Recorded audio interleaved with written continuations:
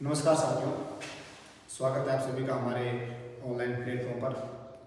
आज हम बात करने जा रहे हैं राजस्थान के अफवाह तंत्र की। हम देखेंगे कि राजस्थान का अफवाह तंत्र किससे प्रभावित है, किस तरह से काम करता है राजस्थान का अफवाह तंत्र, कहाँ से कौन सी नदियाँ बहती है और उन नदियों का राजस्थान के लोक जीवन पर क्या प्रभाव पड़ता है। तो आप सभी के लिए हो सकता है कि ये कंफ्यूजन करने वाला नाम हो अफवाह तंत्र। सबसे बड़ी विशेषता यही है कि हमें इसका अर्थ नहीं पता क्या होता है अफवाह। हमारे माइंड में जब भी नदी का नाम आता है तो एक धारा चलती है, एक छोटी धारा माइंड में चलती है दिमाग में कि पहाड़ों से कुछ एक पानी उतर रहा है। वो जो पानी उतर रहा है उसे हम बोलते हैं अफवाह। यानी एक निश्चित क्षेत्र से पानी का एक निश्चित क्षेत्र में गमन अफवाह कहलाता है। जैसे फॉर एग्जाम्पल ये ऊंचे ऊंचे पहाड़ हैं, इन पहाड़ों से एक पानी की धारा निकल रही है, ये जल का अफवाह है, बहाव है जल का।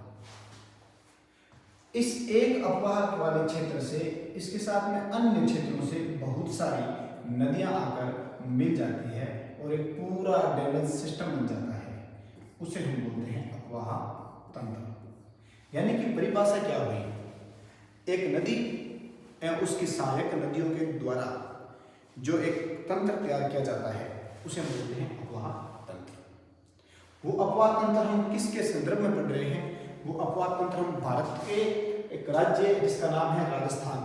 तो हम देखने जा रहे हैं कि राजस्थान के अंदर इस तरह की धाराएं कितनी बहती है, उसके बारे में हम चर्चा करेंगे।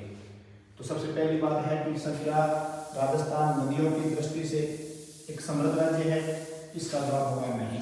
राजस्थान नदियों की दृष्टि से एक गरीब राज्य की श्रेणी में आता है। राजस्थान में कोई बड़ी 12 नदी नहीं है। राजस्थान की नदियाँ छोटी बरसाती नदियाँ हैं, लेकिन इनमें कुछ एक नदियाँ ऐसी हैं जिनका राजस्थान की अर्थव्यवस्था पर बहुत अधिक प्रभाव पड़ता है, जो राजस्थान के जनजीवन को बहुत ज़्यादा प्रभावित करती है। हम उनमें से कुछ नदियों का अध्ययन करने का प्रयास कर रहे हैं। चलो विद्यार्थियों, देखते हैं। सबसे पहले दो चार एक परिभाषाएं हैं जिनको आपको जानना चाहिए। वो परिभाषाएं क्या क्या है? पहली परिभाषा मैं आपके सामने लेके आ रहा हूँ। वो परिभाषा है कि अफवाह तंत्र क्या होता है। तो मैंने अभी आपको बताया था कि किसी नदी के रेखीय स्वरूप को, मैंने कहा था कि ये ऊंचे ऊंचे पहाड़ है, यहाँ से एक रेखा धारा आ रही है, वो क्या हो गया? उसका एक रेखीय प्रारूप हो गया। यानी किसी नदी के रेखीय स्वरूप को एक प्रवाह रेखा बोलते हैं, इसको बोलते हैं ड्रेनेज लाइन। कई प्रवाह रेखाओं के योग को, यानी इसके साथ में अन्य और रेखाएं आकर जुड़ जाए, अन्य और धाराएं आकर जुड़ जाए, कई प्रवाह रेखाओं के योग को प्रवाह का संजाल कहते हैं, यानी प्रवाह का तंत्र कहते हैं। परिभाषा क्या बनी कि निश्चित वाहिकाओं के माध्यम से, वाहिकाएं ये जो रेखाएं हैं, इन रेखाओं में क्या बह रहा है? इन रेखाओं में जल बह रहा है। कहाँ से बह रहा है? जल हमेशा ऊंचाई से, यानी हाइट से कहाँ आएगा? नीचे की ओर आएगा। तो जल हमेशा ऊपर वाले भाग से नीचे की ओर आएगा। तो निश्चित वाहिकाओं के माध्यम से हो रहे जल प्रवाह को क्या कहते हैं? अफवाह कहते हैं। कभी कोई पूछे अफवाह का मतलब क्या है, तो निश्चित वाहिकाओं के माध्यम से हो रहे जल प्रवाह को अफवाह कहते हैं। और इन वाहिकाओं के जाल को, ये जो एक तंत्र बन गया, जाल बन गया, बहुत सारी वाहिकाएं एक दूसरे से मिलकर एक बड़ा सिस्टम तैयार करती है, उसे हम बोलते हैं अफवाह तंत्र। तो अफवाह तंत्र वाला मामला तो हम सबके समझ में आ ही गया। अब हम आगे बात करते हैं कि हमें किन किन बिंदुओं पर चर्चा करनी है। ये हमारे भारत का मानचित्र है। सभी विद्यार्थियों से मेरा निवेदन है, मेरे साथियों से अनुरोध है कि भूगोल पढ़ने से पहले आपको मानचित्रों का ज्ञान होना अति आवश्यक है। अगर आपको मानचित्र का ज्ञान है तो मैं ये बात दावे से कह सकता हूँ कि आपने यूं मानो कि भूगोल का 70% जो मैटर है वो कवर कर लिया। मानचित्रों का ज्ञान भूगोल के ज्ञान को 70% तक कवर करता है। अगर मानचित्र का ज्ञान नहीं है तो शायद वो बातें उतनी क्लियर आपके दिमाग में सेट नहीं होगी। जैसा भी हो, आप प्रयास करें कि आपको जिस भी क्षेत्र का आप भूगोल पढ़ रहे हो उस क्षेत्र का मानचित्र आपको आता हो। ये अपना भारत है। इस भारत के अंदर उत्तर पूर्वी दिशा में स्थित उत्तर पश्चिम दिशा में स्थित अपना राजस्थान ये रहा। देश का सबसे बड़ा राज्य जो प्राकृतिक रूप से थोड़ा विषम परिस्थिति में रहता है। कारण कई है, हम उन कारणों पर चर्चा नहीं करेंगे। दो ही बातें ध्यान रखनी है कि राजस्थान की छवि जब भी हमारे सामने आती है तो एक सूखा प्रांत के रूप में पहचान मिलती है हमें, एक सूखा प्रांत। जब भी आपके सामने आप गूगल पर सर्च करोगे राजस्थान तो आपके सामने खेजड़ी, रेत के टीले और उन टीलों पर सर पे मटके चढ़ी हुई महिलाएं आपको दिखाई देंगी। क्या कारण है? कारण है कि राजस्थान के अंदर वर्षा बहुत कम होती है, यानी ये भारत के कम वर्षा वाले क्षेत्रों में शामिल एक प्रदेश है। तो सर यहाँ नदियां हैं, यस। कुछ क्षेत्र ऐसे हैं जो पर्वतीय है, कुछ क्षेत्र ऐसे हैं जो पर्वतीय है और उन पर्वतीय क्षेत्रों से वर्षा काल के अंदर कुछ वाहिकाएं निकलती है, कुछ धाराएं निकलती है। उन्हीं को हमने नाम दिया है अपोहा तंत्र। ठीक है, तो आइए हम बात करते हैं इस राजस्थान के बारे में। ये राजस्थान है जिसके अंदर वर्तमान में सरकार ने जिले बढ़ाकर 50 कर दिए हैं। पहले हमारे 33 जिले थे। मैं आपको वर्तमान के अंदर उन पुराने वाले जिलों के हिसाब से थोड़ा मैप समझाने का प्रयास कर रहा हूँ। आप समझें क्या देखते हैं। देखो, ये हमारा राजस्थान है। इस राजस्थान के अंदर लगभग मध्य भाग से, ये राजस्थान का उत्तर है, ये दक्षिण है, ये पूर्व है और ये पश्चिम है। ये पश्चिमी क्षेत्र है, उत्तर दक्षिण पूर्व पश्चिम। राजस्थान के दक्षिण पश्चिम से, यानी इधर डूंगरपुर, उदयपुर, सिरोही से और इधर झुंझुनू तक, यानी दक्षिण पश्चिम से उत्तर पूर्व की ओर एक बड़ा भौतिक भूखंड है, लगभग 830 मीटर की औसत ऊंचाई लिए हुए, जिसको हम बोलते हैं अरावली। अगर आपसे कभी पूछा जाए कि राजस्थान की इस भौगोलिक की जो विषमता है या विषम भौगोलिक परिस्थितियां हैं, उसके लिए उत्तरदायी एकमात्र कारक क्या रहेगा? आप कहेंगे अरावली पर्वत रहेगा। कौन रहेगा? अरावली पर्वत की जो स्थिति है वही राजस्थान की इस विषम भौगोलिक परिस्थिति के लिए उत्तरदायी है। तो हम क्या देखते हैं गुरुजी, इसका हमारे अपोहा तंत्र में क्या रोल है? इसका बहुत बड़ा रोल है। ये एक ऐसा भूखंड है जो उभरा हुआ है। अब अगर किसी बारिश के समय किसी नदी का या बारिश का जो पानी है वो अगर इस दिशा की ओर रवाना हो गया तो वो पानी इधर रवाना होने वाला जो पानी है वो कहाँ जाएगा, ये समझने के लिए आपको थोड़ा सा ये चित्र समझना पड़ेगा। मैं आपको यहाँ इस बात को समझाने का प्रयास कर रहा हूँ, आप समझना। ये इस तरह से अरावली पर्वतमाला है, यूं ये अरावली पर्वतमाला हम मानते हैं। अगर कोई धारा इस पर्वतमाला के इस तरफ निकल गई तो ये यूं बहती हुई इधर आपका पड़ता है अरब सागर। उस धारा के पास में कोई विकल्प नहीं है कि वो कहीं और जाए। उसे या तो इन रेतीले टीलों के अंदर जाकर रुकना होगा, और अगर उसको लंबा जाना है तो किसी नदी का सहयोग लेकर उसे कहाँ जाना पड़ेगा? अरब सागर में जाना पड़ेगा। और अगर कोई धारा इस पर्वतमाला के इस तरफ निकल गई तो या तो उसे कुछ दूरी पर बहने के बाद रुकना होगा या किसी नदी का सहारा लेकर उसे इधर जाना होगा। और ये क्या है? यहाँ पर है बंगाल की खाड़ी। यहाँ पर है बंगाल की खाड़ी। मेरे हिसाब से मेरी बताई हुई बातें आपके समझ में आ रही है। क्या समझ में आ रही है कि ये जो राजस्थान का भौतिक भूखंड है, इस भौतिक भूखंड का हमने नाम दिया है अरावली। और मैंने कहा कि राजस्थान की समस्त विषम परिस्थितियों के लिए उत्तरदायी कारक ये भौतिक भूखंड है। राजस्थान के अफवाह को प्रभावित करने वाला महत्वपूर्ण कारक ये अरावली है। अरावली से अगर कोई धारा पश्चिम दिशा में निकल गई तो उसका मुकाम अरब सागर होगा, और अगर कोई धारा पूर्व दिशा में निकल गई तो उसका मुकाम बंगाल की खाड़ी होगी। अगर मुकाम पर नहीं पहुंचती है तो उन्हें बीच में ही कहीं रुकना होगा। यानी कि हम कह सकते हैं कि राजस्थान के अफवाह तंत्र को हम 3 भागों में डिवाइड कर सकते हैं, और डिवाइड करने का जो मेन आधार रहा वो कौन रही? अरावली रही।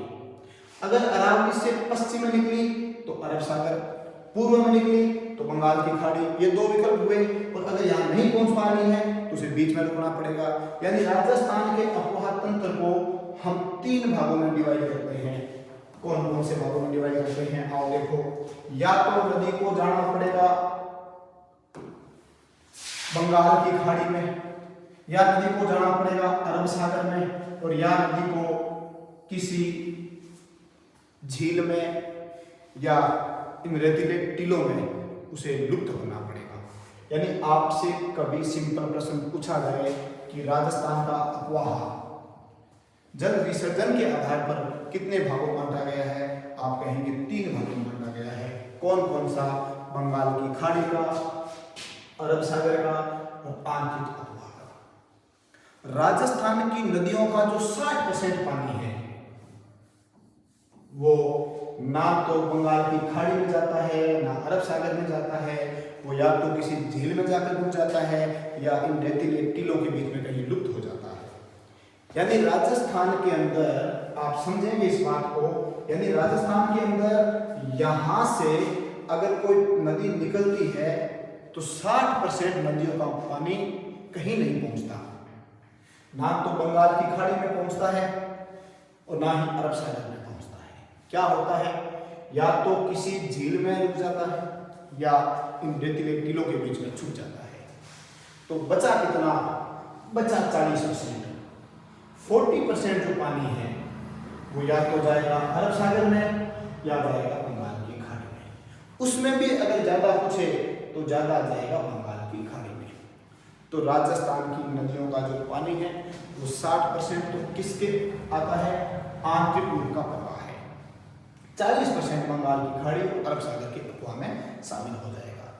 तो सिंपल सा प्रश्न आता है कि राजस्थान का अफवाह है मुख्यतः बंगाल की खाड़ी का, अरब सागर का या आंतरिक? तो आपका सही जवाब होगा आंतरिक। आगे चलते हैं, ये हम बात समझनी है। अब हमें क्या बात समझनी है? अब हमें बात ये समझनी है कि हम क्या पढ़ें। हम पढ़ेंगे इन क्षेत्रों से, इधर से कुछ ऐसी नदियां निकलती है। अब देखो, कुछ नदियां तो है जो अरावली से निकल जाती है, कुछ नदियां ऐसी भी होती है जो अरावली से ना निकलकर, अगर मैं आपको भारत का मार्च करता हूं तो आप यहां इस बात को समझ जाएंगे। कुछ नदियां ऐसी भी होती है, फॉर एग्जांपल यहां एक पर्वतमाला है, उस पर्वतमाला का नाम है विंध्याचल। उस पर्वतमाला का नाम है विंध्याचल। मध्य प्रदेश के अंदर इसका मुख्यतः विस्तार है विंध्याचल पर्वत। विंध्याचल पर्वत का जो ढाल है वो उत्तर की ओर है। तो या तो कुछ नदियां इधर से निकलेगी अरावली से और इधर की ओर प्रवाहित होगी, या कुछ ऐसी नदियां जो विंध्याचल पर्वत से निकलेगी और इस तरह बहते हुए यहां जाएगी। यानी पूर्व के अंदर, बंगाल की खाड़ी के अंदर राजस्थान में से नदियां निकलती है, उनके 2 ही स्रोत है। या तो वो नदी निकलेगी इस अपने अरावली से या वो निकलेगी विंध्याचल से। 2 ही क्षेत्रों से निकलेगी। अरावली से निकलेगी तो पूर्व में प्रवाहित होकर जाएगी, विंध्याचल से निकलेगी तो उत्तर में प्रवाहित होकर फिर आगे जाकर उसको पूर्व में घूमना होगा। तो आपके सामने 2 बातें आ गई कि अगर कोई नदी राजस्थान में से होकर बंगाल की खाड़ी में जा रही है तो उस नदी का उद्गम या तो हुआ है अरावली से और या फिर हुआ है उसका कहां से? आप कहेंगे सर विंध्याचल पर्वतमाला से। यस, 2 ही क्षेत्रों से होगा। तो अब हम एक ऐसी नदी की बात कर रहे हैं जिस नदी का उद्गम विंध्याचल पर्वतमाला से होता है। राजस्थान के अंदर कई सैकड़ों छोटी छोटी नदियां हैं।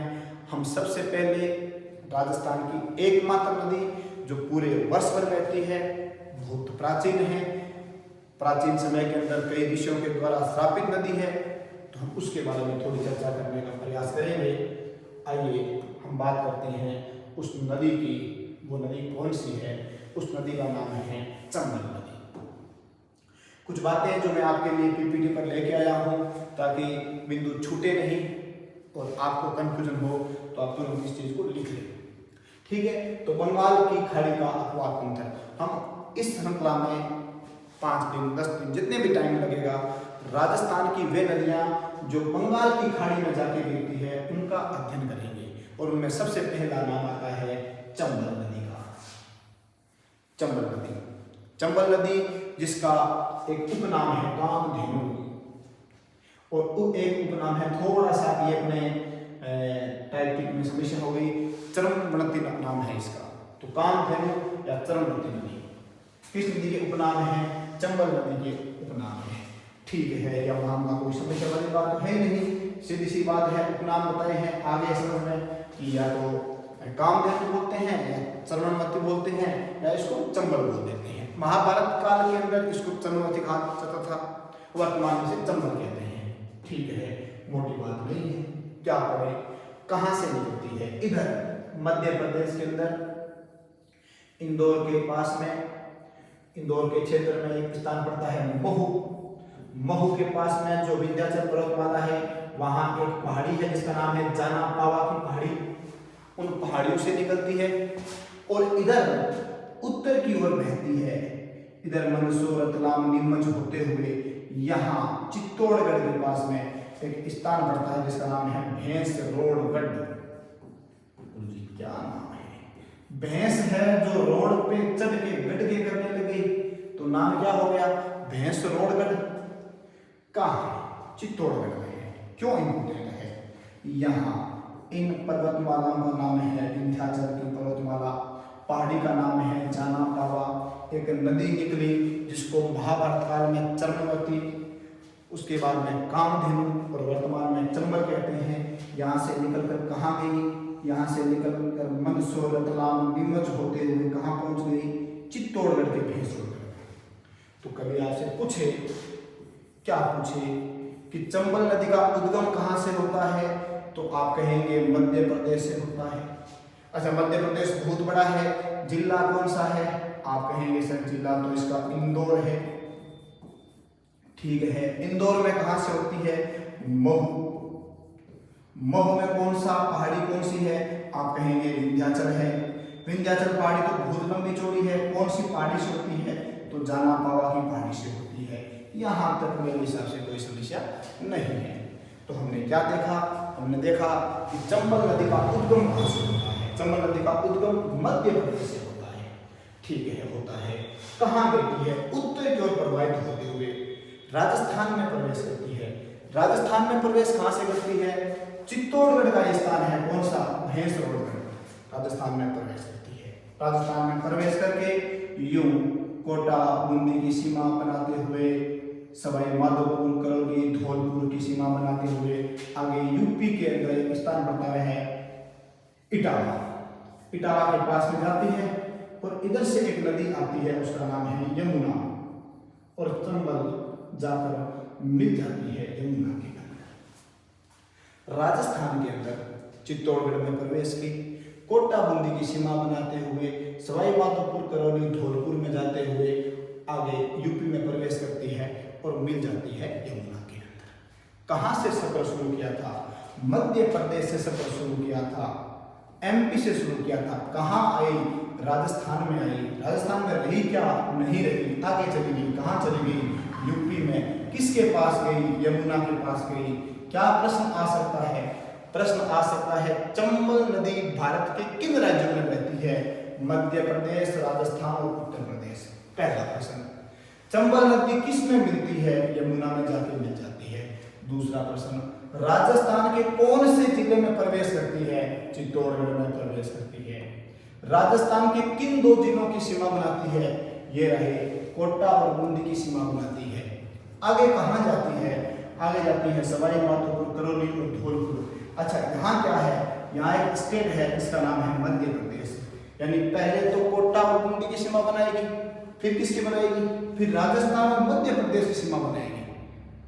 यानी कभी पूछे कि राजस्थान और मध्य प्रदेश की सीमा बनाने वाली नदी कौन सी है? आप कहेंगे चंबल। आगे किसमें चली गई? यमुना में चली गई। कोई समस्या नहीं है। इन बातों को हम थोड़ा सा पीपीटी की सहायता से पढ़ लेते हैं ताकि आपके भी कंफ्यूजन ना रहे, मेरे भी ना रहे। कौन सी नदी? चंबल नदी। कहाँ से उपनाम क्या है? कामधेनु या चनो नदी। उद्गम कहाँ है? मध्य प्रदेश के इंदौर में, महू के निकट विंध्याचल पर्वत की जाना पाव खाड़ी से होता है। ठीक है, हमने पढ़ लिया। कौन कौन से राज्य में? मध्य प्रदेश, राजस्थान, उत्तर प्रदेश तक जाती है। राजस्थान में कहाँ कहाँ रहती है? चित्तौड़गढ़ में प्रवेश करती है, कोटा बूंदी की सीमा बनाती है, सवाई माधोपुर, करौली, धौलपुर होते हुए यूपी में प्रवेश कर जाती है। कोई दिक्कत नहीं है। कहाँ गिरती है? इंपोर्टेंट प्रश्न है। इटावा के पास में गांव है चक्करपुर, उत्तर प्रदेश के इटावा जिले का चक्करपुर गांव में नदी कौन सी मिलती है? यमुना में मिल जाती है। इंपोर्टेंट बात है, सारी बातें बड़ी इंपोर्टेंट है। अच्छा, लंबाई कितनी है? अब मैंने आप देखोगे तो लंबाई 2 लिख रखी है। गुरुजी 2 क्यों लिखी? आगे मैंने भाई 2 लिखने की लिख दी। 1051 किलोमीटर और 965 किलोमीटर। राजस्थान भूगोल की जो मानक पुस्तक है, राजस्थान का भूगोल जो हिंदी साहित्य अकादमी द्वारा प्रकाशित की जाती है, तो उसकी किताब की जो लंबाई दे रखी है वो तो है 965 किलोमीटर। अन्य हमने किताबों में लंबाई पढ़ी, वो पढ़ी 1051 किलोमीटर। गुरुजी हम सही कौन सी माने? हमें सही माननी है 965 किलोमीटर वाली। हरिमोहन सक्सेना किताब है, मानक किताब है, लेकिन कुछ हमारे शिक्षक साथी कुछ किताबें 1051 लिखती है, तो मैंने उस सिस्टम से बचने के लिए दोनों लंबाइयां आपको दिखवा दी। ठीक है? अच्छा ठीक है, टोटल लंबाई है ये क्या है? आप कहेंगे सीधे तो टोटल लंबाई है। टोटल लंबाई का मतलब क्या हुआ? टोटल लंबाई का मतलब ये हुआ कि ये इधर से निकली थी, यहां से, इधर से, यहां से निकलकर ये इधर होती हुई यहां आगे कौन आ रही थी? यमुना आ रही थी। तो ये किस में मिल गई? यमुना में मिल गई। कहां से निकली थी? इधर पहाड़ों से निकली थी, विंध्याचल वालों से। यहां से लेकर यहां की जो लंबाई है, उस लंबाई को हम 1051 या 965, जो भी आपको उचित लगे, मेरे हिसाब से 965 ज्यादा सही रहता है। ये लंबाई हो गई इसकी, ये टोटल लंबाई है। अच्छा, अब आप कहेंगे सर टोटल लंबाई में तो कुछ तो मध्य प्रदेश में बहती है भाई, बहुत बहती है, कुछ यूपी में बहती है, इसमें बहती है। राजस्थान में कितनी बहती है? राजस्थान, ये जो लंबाई किस में माने? राजस्थान में माने, एमपी में माने? तो इस लंबाई को एमपी में मान सकेंगे, या दोनों की बोल देंगे सीमा वाली लंबाई है। तो यहाँ आपको थोड़ा समझना है, एक तो है कुल लंबाई, इतना भाग राजस्थान का कवर करती है, इतना भाग। तो ये राजस्थान में इसकी लंबाई कितनी है? प्रश्न आता है कि चंबल नदी की राजस्थान में लंबाई कितनी है? ऐसे प्रश्नों का जवाब देने के लिए आपको ये याद रखना पड़ेगा कि चंबल नदी की कुल लंबाई तो है 965 किलोमीटर और राजस्थान में इसकी लंबाई है 322 किलोमीटर और हरिमोहन सक्सेना के अनुसार 135 किलोमीटर। ठीक है, राजस्थान में मध्य प्रदेश की सीमा कितनी आती है? 252 किलोमीटर। चारों के चारों डिजिट आपको याद करनी पड़ेगी। इंपोर्टेंट है, बहुत ज्यादा इंपोर्टेंट है। कुल लंबाई, राजस्थान स्टेट में लंबाई और दोनों की सीमा में लंबाई। आगे चलते हैं, इन बिंदुओं को साथ लेते हुए आगे बढ़ते हैं, आगे आगे। ये आपको राजस्थान में चंबल नदी का प्रवाह क्षेत्र दिखाया गया है मानचित्र के द्वारा। टेक्नोलॉजी का जमाना है तो हम भी प्रयास करते हैं कि उनका पूरा उपयोग किया जाए। आप देखेंगे क्या है, ये नदी है, ऐसे जा रही है। अब आप जो मानो कि मैं इधर जा रहा हूं, तो ये जो मेरा हाथ है, ये मेरा बायां हाथ है, यानी इधर से आने वाली नदियां बोलेंगे बाएं तट से शामिल होने वाली नदियां। मैंने आपको शुरुआत में बताया था कि ये तो एक प्रवाह रेखा है, तो उसे बोलेंगे प्रवाह। बहुत सारे इसमें आकर मिल गए तो बन गया पूरा सिस्टम, तो नाम दे दिया अपवाह तंत्र। तो ये तो मुख्य नदी है, लेकिन ये यहां तक पहुंचती है तब तक अलग अलग स्थानों से इसमें आके नदियां और मिलती हैं। तो प्रश्न आता है कि निम्न में से कौन सी नदी चंबल की सहायक है या नहीं है। या प्रश्न आता है निम्न में से कौन सी नदी चंबल के बाएं तट से मिलती है या दाएं तट से मिलती है। जैसा प्रश्न आए हम उसको करने के लिए तैयार रहेंगे।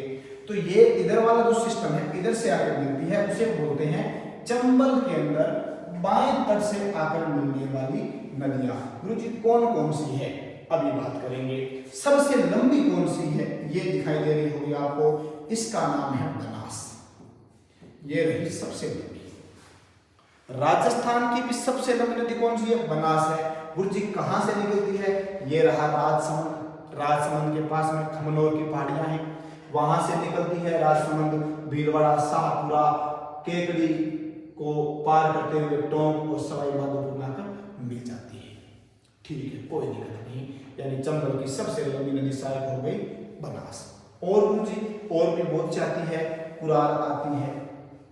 इधर से आती है कौन कौन, आप देखेंगे इधर से एक आती है मुख्य काली सिंध। अब काली सिंध दो है, एक है छोटी काली सिंध, एक है सीधी काली सिंध। उसके बाद में एक आती है पार्वती, एक आती है कुल्लू। ये कुल्लू राजस्थान के थोड़े पारा वाले भाग को पार करती है, फिर मध्य प्रदेश में मिलती है। प्रश्न और ज्यादा डीप आ सकता है, तो प्रश्न आ सकता है कि चंबल नदी में मिलने वाली दाएं तट से नदियों का उत्तर से दक्षिण क्रम स्थापित कीजिए। ज्यादा डीप नहीं आता, मोटे स्तर पर छोटे प्रश्न आते हैं। इनके आपको नाम याद करने पड़ेंगे कि कौन कौन सी नदियां हैं जो चंबल नदी में बाएं तट से मिलती है और कौन कौन सी नदियां हैं जो चंबल नदी में दाएं तट से मिलती है। ये रहे लिखे हुए। मैं एक बार आपको थोड़ा इनको रिवाइज करवाता हूँ, आप पढ़ेंगे कि बाएं तरफ से मिलने वाली नदियों में गुंजाली, बामनी, बनास, कुराल, मेज और चाकल। याद रखना है कौन कौन सी, गुंजाली, बामनी, बनास, कुराल, मेज और चाकल। और दाएं तरफ से मिलने वाली नदियों में है छोटी काली सिंध, पार्वती, सीप, कुन्नू और आलनिया। ये छोटी नदियां हैं। मुख्य आपको याद रखनी है, दाएं तरफ से मिलने वालों में काली सिंध और बाएं तरफ से मिलने वालों में बनास। दाएं तरफ से मिलने वाले में सबसे लंबी काली, सबसे महत्वपूर्ण काली, और बाएं तरफ से मिलने वाले में सबसे लंबी और महत्वपूर्ण बनास नदी है। तो इनको आप थोड़ा सा अगर लिखना चाहें तो लिख सकते हो कि बाएं तरफ से कौन सी मिलती है, दाएं तरफ से कौन सी मिलती है। आगे हमने नदी का मोटा मोटा सिस्टम पढ़ लिया। इनकी सहायक नदियों की चर्चा आगे वाले किसी वीडियो में करेंगे। इतना हमने सिस्टम पढ़ लिया। ठीक है, क्या गुरुजी हम कंप्लीट माने? कंप्लीट नहीं। ये कुछ बिंदु लिखे हैं जिन बिंदुओं से बहुत बार प्रश्न आते हैं, कई बार आते हैं। क्या बिंदु लिखे? कुछ विशेषताएं लिखी है जो आपने हर किताब में पढ़ी है। सबसे ज्यादा भारत के अंदर अगर कोई अप्रदन करती है, कोई पीहड़ बनाती है, तो वो नदी चंबल है।